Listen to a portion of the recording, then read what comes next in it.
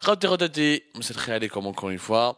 انا توجور معكم في لا سويس، وهذه المرة رانا في عند عائلة جزائرية في لا سويس. حندوكم عند قسنطينة تاع لا سويس. رانا عندي فامي دوريجين كونستانتينواز، كلينا معاهم دي gâteaux constantinois. On a passé de très bons moments. On voulait pas vous le dire, mais ça fait plusieurs jours qu'on est avec cette famille, qui ont eu le plaisir et vraiment la bienveillance de nous accueillir. Tlaqina avec notre ami Kamel, l'enseignant, l'instituteur que nous avons rencontré à l'école de Mansiken et qui nous a parlé d'éducation et d'école. Aujourd'hui, nous sommes avec sa fille, Aïcha, qui a eu le plaisir, qui nous a accordé l'immense plaisir de nous rencontrer aussi. Et on va parler un peu de l'Algérie, du parcours de cette famille. Et en fait, c'est simple. Qu'est-ce qu'être une famille algérienne en Suisse? Alors c'est Kamel. Vous êtes à tout seigneur, tout honneur. On va commencer avec toi. On t'a rencontré dans une école. Tu nous as parlé de tes 20 ans d'expérience à l'école suisse. C'est quand même pas donné à n'importe qui. Aujourd'hui, est-ce que c'était facile pour toi de fonder une famille et d'éduquer tes propres enfants? Parce que tu éduques des enfants dans une école et comment tu éduques tes enfants dans une même famille? Euh, c'est un problème d'organisation. C'est-à-dire, si on essaie, comment dirais-je, si la communauté algérienne à l'étranger essaie de s'organiser, ça serait beaucoup plus facile, bien sûr. Mais là où on habite, on est un peu isolé peut-être, mais on essaie d'avoir des rencontres avec d'autres Algériens, d'autres Marocains, bien Tunisiens qui sont un peu, qui sont pas loin de chez nous ici. Mais autrement, on essaie de s'intégrer aussi avec la communauté suisse, aussi, d'avoir aussi les coutumes et les traditions, parce que ça ne date pas d'hier ou d'avant-hier. C'est comme, c'est l'équivalent d'une génération, hein. Ma fille, elle a 17 ans maintenant, et moi, ça fait 30 ans que je suis là. Euh, oui, on a gardé nos coutumes, on a gardé nos traditions et tout, et puis on est avec les Suisses aussi, on fait beaucoup de choses avec les Suisses Est-ce que aussi. c'était facile de s'intégrer pour un Algérien? Vous savez, on ne peut pas généraliser, hein. Il y a pour beaucoup, ça se peut que ça joue facilement. Pour d'autres, c'est difficile. Tout dépend de vous aussi. Tout dépend de la personne aussi. Est-ce que vous êtes aussi facile à s'intégrer? Est-ce que vous êtes Toi, comment difficile? c'était? Moi, C'était facile moi, pour toi? non, non, alhamdoulilah, j'ai été dans des clubs de foot, j'ai joué au foot avec des Suisses, j'ai fait pas mal de choses avec des Suisses. Non, ça ne m'a pas posé un grand problème. Est-ce que beaucoup d'Algériens qui immigrent en Europe parlent d'une certaine islamophobie, parlent d'un certain racisme, etc. Est-ce que toi, tu étais confronté à ces problèmes-là en Suisse? Est-ce que c'est différent que de la France, par exemple? Wallah, yani, pour vous dire la vérité, j'ai jamais rencontré le moindre problème ici en Suisse. Avec les Suisses, hein, je veux dire, hein. Au contraire, j'ai vu des choses extraordinaires. J'ai vécu des choses, c'est inimaginable, qui sont inimaginables. Je peux même vous raconter une petite anecdote. En 87, quand je suis venu, je faisais de l'autostop. Il y avait un monsieur qui m'avait pris en autostop pour aller de Sierre à Montana. Une fois on est arrivé à Montana, il m'a fait un guide touristique de Montana. C'était au mois d'août, hein. Il m'a fait un guide touristique de Montana. Et puis après, il m'a laissé sa carte de visite. Et il est parti, on ne s'est plus revu. Et puis au mois de novembre, comme on n'a pas trouvé de travail ici, on voulait aller en Autriche. Et puis moi, je sais que le monsieur, il s'est présenté avant comme il est le chef médecin d'une clinique genevoise à Montana. Je me suis dit, peut-être que le monsieur, il connaît des patrons, des patrons, ou bien des chefs, ou bien des responsables dans des restaurants, ou bien égal, ou s'il pouvait me trouver un travail pour 4 ou 5 jours. Je suis allé le voir et je demandais à la réception, monsieur Yves Weiler. Et puis la secrétaire elle m'a dit il est en plein colloque. Après, j'essaie d'aller voir. Elle est allée voir et puis il est venu avec elle. Ah, Kamel, comment allez-vous? Je sais pas quoi et tout. Puis je lui ai dit oui, je suis venu pour vous voir. Elle m'a dit venez au bureau. Je suis allé au bureau avec lui. Il m'a dit oui, qu'est-ce qu'il y a? Je lui ai dit écoutez, on a cherché du travail ici partout, mais on n'a pas trouvé. Alors, avec quelques amis, on voulait aller en Autriche. Il m'a dit oui. Et je lui dis j'aimerais bien, puisque vous connaissez des gens ici, travailler 4 ou 5 jours dans un restaurant ou dans un hôtel égal. Ah, il m'a regardé comme ça, puis il m'a dit Kamel, vous savez, ils sont en train plutôt de renvoyer les gens parce qu'il n'a pas neigé cet hiver-là. Mais il a réfléchi, puis il m'a dit combien vous voulez travailler? Je lui ai dit 4 ou 5 jours. Bien.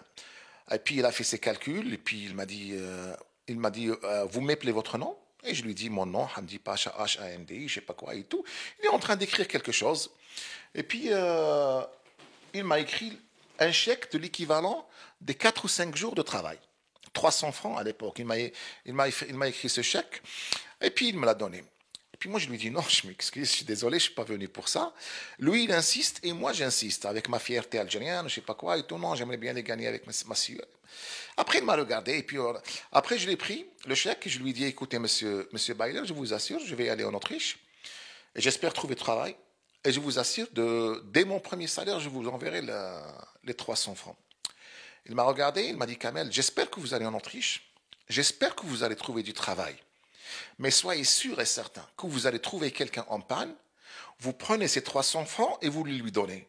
C'est quand vous me les avez renvoyés. Jusqu'à présent, je l'ai raconté 1000 fois, jusqu'à présent, j'ai la chair de poule. À chaque fois, vous vous imaginez où est-ce qu'on est arrivé avec l'humanité, avec ces personnes-là. Alors moi, je ne sais pas, moi, alhamdoulilah, pour être franc avec vous, je n'ai jamais rencontré le moindre problème avec les Suisses. Quand vous dites, par exemple, moi personnellement, que ce soit moi, que ce soit ma femme, on a perdu notre porte-monnaie à plusieurs reprises. Il est revenu à la maison avec toutes ses cartes, avec de l'argent qu'il y avait dedans. J'ai perdu mon iPhone il y a pas longtemps. J'ai perdu mon iPad plutôt il n'y a pas si longtemps. Ils nous ont téléphoné, on les a cherchés sans aucun problème. C'est arrivé plusieurs fois et ce n'est pas qu'à moi, à plusieurs personnes. Mais comme je vous ai dit, comme je vous ai raconté ce matin, on ne peut absolument rien faire. C'est-à-dire, il faut qu'il y ait un échange et une discussion, des débats et tout, pour tirer tout ce qui est positif et puis enlever tout ce qui est négatif. C'est-à-dire, on ne peut rien faire parce que moi, comme je vous ai dit, j'ai essayé avec l'échange et tout, et ça n'a pas joué. Et c'est ça, c'était mon but. Moi, mon but à moi, c'est que j'ai fait déjà même un projet que j'avais présenté au consul et puis. Je l'ai même envoyé au ministère de la communauté algérienne à l'étranger. C'est comme faire des recensements et, par spécialité de toutes les compétences algériennes à l'étranger. Et mon but à moi, c'est mon rêve plutôt. Mon rêve, c'est juste une proposition. Mon rêve à moi, c'est tous les projets qui vont commencer en Algérie. J'aurais bien aimé qu'ils soient gérés par des Algériens de l'étranger à 100%, de la femme de ménage, par exemple dans un hôpital, jusqu'au chef médecin. Mais je ne dis pas que la compétence algérienne, non, on ne peut pas faire ça. Mais un problème de discipline et de gestion et tout, je l'ai fait pendant une année et j'ai composé l'année en 3. Les 3 premiers mois, par exemple, l'hôpital, il est géré à 100%, mais pour donner un exemple, c'est tout, c'est juste pour donner un exemple. L'hôpital, il est géré à 100%. Les 3 premiers mois, il n'y a que cette compétence algérienne à l'étranger qui gère l'hôpital. Et cette même compétence, c'est elle qui embauche les futurs médecins, les futurs infirmiers, les futures femmes de ménage, etc. Et après les 6 mois, les Algériens qui sont en Algérie, ils suivent ceux de la communauté algérienne à l'étranger, le médecin, le chef médecin, etc. Et les 3 derniers mois, c'est le contraire. C'est l'Algérien qui est en Algérie, c'est lui qui gère et l'autre qui le suit. Et il lui fait des remarques, par exemple, pendant toute l'année. Merci beaucoup quand même. Maintenant, on va se tourner à Lella Aïcha. Où est-ce qu'elle est Aïcha? Très bien, alhamdoulilah. Et toi? Aïcha, elle est suissesse. Elle est née ici. Elle est algéro-suissesse. Voilà. Mais elle parle très bien, hein. Mais on dirait quand quand on te voit, on dirait une Algérienne. Alors, Aïcha, première question. Et tu me réponds sincèrement. Tu es né ici, tu as grandi ici, tu fais l'école suisse, mais tu parles bien algérien, et tu as le drapeau algérien sur ton iPhone. Mais tu es algérien ou tu es suissesse? Je suis algérienne et suissaise, mais je suis plutôt algérienne. Plus. C'est-à-dire, est-ce que tu peux développer? Tiens, lui. Je me sens plus algérienne que suisse. Et je suis fière d'être algérienne aussi. L'Algérie est très très important pour moi. Parce qu'il y a toute ma famille là-bas. Et même mon enfance peut-être aussi, mes vacances en été et beaucoup d'autres choses. Et à la maison, nous avons toujours mangé algérien. On a fait tout comme tous les autres Algériens en Algérie, juste qu'on vit ici en Suisse. C'est peut-être aussi à cause de ça et que mon père, il a toujours parlé avec nous en arabe, enfin en algérien. Et même mes copines et plein de copains, quand j'étais petite, j'avais plein de copains et copines algériennes. Et copains, enfin algériens aussi. Alors, c'est sûr que je voudrais bien aller en Algérie, mais d'abord, je dois terminer mes études et aussi gagner de l'argent parce que je ne crois pas qu'en Algérie, je vais arriver comme ici en Suisse. Si la situation en Algérie, elle va s'améliorer, bah, avec plaisir. S'améliorer comment? Qu'est-ce que tu entends par situation s'améliorer? Honnêtement, parle le plus normalement possible. Dis-le juste ce que tu Améliorer, penses. pour moi, c'est le système d'éducation parce que je peux pas m'imaginer en Algérie, enfin d'habiter là-bas et d'élever mes enfants là-bas. Pourquoi? Parce que le système d'éducation en Suisse marche autrement qu'en Algérie. Et même si mes enfants ils vont terminer l'école ici en Suisse et faire un diplôme en Suisse, il est reconnu presque dans tout le monde. Et je crois pas, enfin je sais pas, mais je crois pas que c'est le même cas qu'en Algérie. Quelles sont les principales choses quand tu vas en vacances qui te gênent en Algérie? Quels sont les principaux phénomènes qui te rendent en colère en Algérie quand tu pars en vacances? Enfin, il n'y a rien qui me rend en colère. Parce que on s'est habitué. Enfin, c'est l'Algérie. On a déjà toujours vu ça et c'est normal. Enfin, normal. Du C'est point de vue algérien, du oui. point de vue suisse, quand tu rentres, tu te dis ah, ça colle pas. Enfin, moi, ça me dérange pas. Moi, personnellement, ça me dérange pas. Mais c'est comme les embouteillages. Il y a plein de trucs dehors. Comment les gens ils jettent la poubelle par terre. Parce que ici, chez nous, en Suisse, c'est interdit. Si on jette quelque chose par terre, il y a un policier qui te voit, bah, dois payer une amende. C'est autrement géré aussi. Enfin, on ne peut pas comparer l'Algérie avec la Suisse. Moi, je crois que on peut se sentir gêné, mais on doit aussi s'adapter au pays. On peut pas s'habiller comme ici en Suisse et aller là-bas et trouver que ouais, c'est enfin, pour moi personnellement quand je vais en Algérie, je me sens pas gênée, mais parfois il y a des trucs qui me plaisent pas, mais ça peut aussi arriver en Suisse. Enfin, ça peut arriver dans tout le monde. Ah, c'est arrivé que ils ont même pas, enfin, ils ont même pas su où l'Algérie est. Si tu es ça. Ouais, Mais ils savent même pas qu'on est en Afrique du Nord, etc. pas du tout. Et quand je leur dis que l'Algérie est dans l'Afrique, bah, la première question est pourquoi tu n'es pas noir? Et ben ouais, c'est enfin ils savent pas vraiment. Après avec le foot, avec ça allait, mais c'était surtout les garçons qui ont après connu l'Algérie. Mais les filles pas du tout. Et aussi il y a plein de filles qui me posent la question comment tu t'habilles en Algérie? Tu dois mettre le voile là-bas? Bah je dis non, je suis pas obligée de mettre le voile là-bas. Je suis pas du tout obligée. Ils ont aucune image en fait de l'Algérie. J'essaye de leur donner l'image d'une Algérie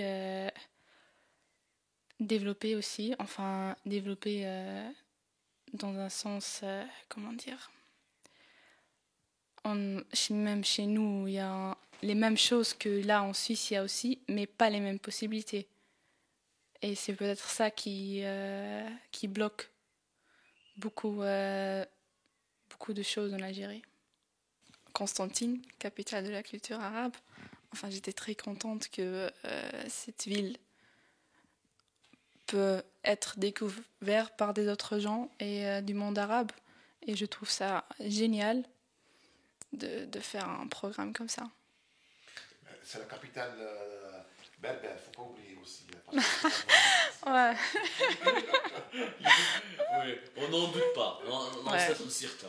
Ouais, Il y a un certain. événement qui t'a rendu en colère? En colère. En colère, pas vraiment, non. Enfin, je ne peux pas me souvenir. Très peu de choses vous ont rendu en colère. Non, mais en colère, ce qui se passe par exemple entre le ministre de l'Éducation et puis des fois le problème des fois on n'entend même pas, on lit même pas un article ou bien on n'entend même pas ce qu'elle a dit par exemple Ben Ghabret ou quelque chose comme ça et on commence à critiquer, à dire des choses et tout. Parce que comme je vous ai dit ce matin, la communication elle est très importante. Il faut au moins lire, il faut au moins comment dirais-je s'informer et tout et après discuter et tout. Mais pourquoi on essaie de ne pas, plutôt d'aider plutôt la personne pour qu'elle puisse progresser? Non, on essaie toujours de mettre les bâtons dans les roues pour essayer de tout casser. Et c'est ça qui nous révolte un petit peu des fois de temps en temps. Parce qu'on ne comprend pas ce qui se passe des fois. On ne comprend parce qu'on ne communique pas. Il n'y a aucune communication. On ne connaît pas la communication. Moi, j'ai vu des débats à la télévision entre des personnalités très connues et tout. Et comment que ça se passe? Mais c'est de la folie. C'est incroyable. On ne peut pas discuter comme ça. On ne peut pas, c'est impossible. Et comme vous avez vu peut-être avec les enfants, comment ils discutent entre eux et tout. C'est fou. Quel est ton espoir pour l'Algérie? L'espoir pour l'Algérie, c'est on essaie de s'ouvrir au monde. Il faut s'ouvrir au monde et voir ce qui se passe ailleurs. Voir ce qui se passe ailleurs, comment ça fonctionne. Moi, je ne dis pas qu'il faut recopier, mais il faut ici au moins de tirer tout ce qui est positif. Tirer tout ce qui est positif. Il n'y a pas que nous qui existons dans ce monde. Il y a beaucoup de gens qui existent dans ce monde. Il y a beaucoup de pays, il y a beaucoup de nations et tout. Essayons de voir. Vous savez, en parlant d'éducation, en parlant d'éducation, par exemple, le Suédois, il n'est pas plus éduqué que l'Allemand. L'Allemand, il n'est pas plus éduqué que le Japonais. Le Japonais, il n'est pas plus éduqué que l'autre. Mais quand le système fonctionne bien, quand le système est sain, vous aurez des personnes saines. Quand le système est malsain, vous aurez des personnes malsaines, malheureusement. Mon espoir pour l'Algérie, c'est que l'Algérie peut se développer dans... Qu'est-ce que je veux dire? surtout, enfin pour moi, c'est surtout l'éducation et aussi la possibilité pour les jeunes de travailler et d'avoir un niveau, un bon niveau, dans l'école surtout. Et ça commence déjà en primaire. Comment on éduque les enfants. Enfin, moi mon espoir, c'est vraiment que l'école, le système de l'école s'améliorer. C'est tout. Sur ce joli mot, je tiens à vous remercier. Nous avons passé toujours un très bon moment avec vous. Je voudrais juste, pour conclure, vous laisser l'occasion de vouloir dire quelque chose à quelqu'un qui est en Algérie et qui vous tient à cœur. S'il vous regarde, qu'est-ce que vous avez envie de lui dire? Je tiens à lui dire que... Allez, comme tu veux, il n'y a pas de problème. Voilà, tu peux lui dire, comme tu veux. حابة نقول له برك باللي توحشنا بزاف بزاف وبربي ان شاء الله نتلاقاو في ساعة الخير ان شاء الله دائما كان. اما فيصل توحشتيه؟ توحشوا بزاف بزاف. Juste, oui, salut beaucoup. Inch'Allah, notre pays va se développer aussi. Puis, on essaye aussi de se faire plaisir aussi. Quand on est très content de partir en Algérie, on est vraiment très très content. Et Inch'Allah, on aimerait bien être encore plus content qu'on l'est maintenant. Merci à vous les amis. On te la Inch'Allah في ساعة الخير. Et pourquoi pas à Constantine. D'ici là, je vous dis à très bientôt.